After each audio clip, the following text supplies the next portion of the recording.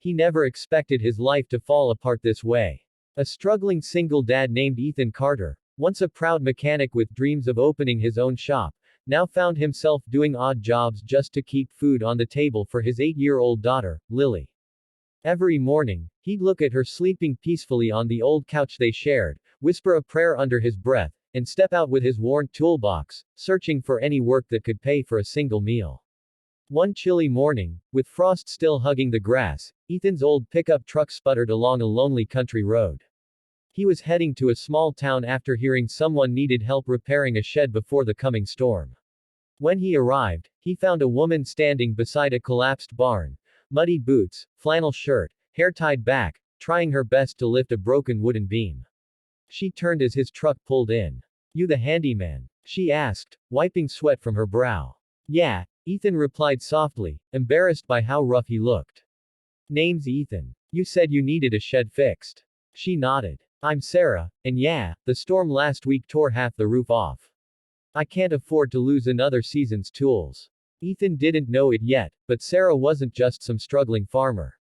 She was the quiet owner of thousands of acres of farmland, a woman who kept her wealth hidden, preferring to live simply and work beside her hired hands. She wanted to see who people were when they thought she had nothing. As Ethan began his repairs, he noticed Sarah working right alongside him, hammering nails, holding beams, and laughing off the cold wind. It had been years since anyone worked beside him like that.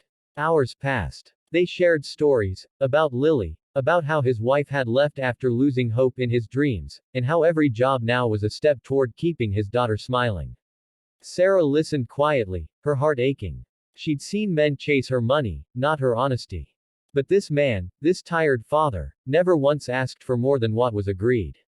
When the job was done, the shed stood tall again, strong and simple, like the man who fixed it.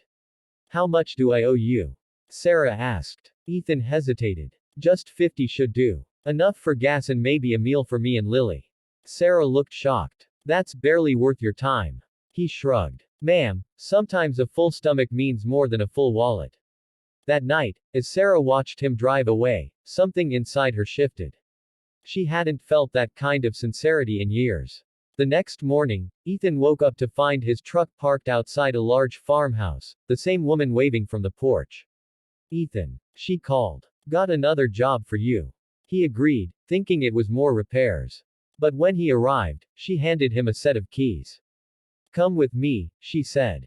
She led him across a stretch of open land, acres upon acres of wheat, golden under the sun. "This is all mine," she said softly, "and I want you to help me run it." Ethan blinked in disbelief. "Me? I'm just a mechanic, Sarah." "No," she replied with a smile. "You're a man who doesn't give up. And that's what this place needs, someone who values hard work more than money." Ethan couldn't hold back the tears. For the first time in years, he felt like his life had purpose again.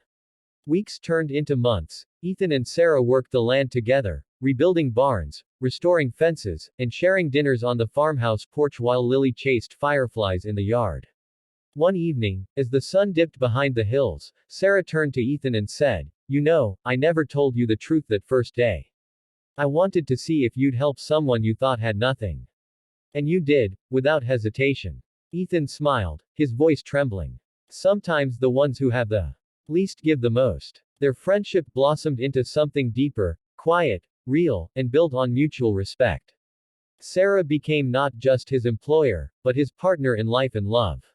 And together, they turned that farmland into a place of second chances, hiring others who had fallen on hard times, giving them shelter, dignity, and work.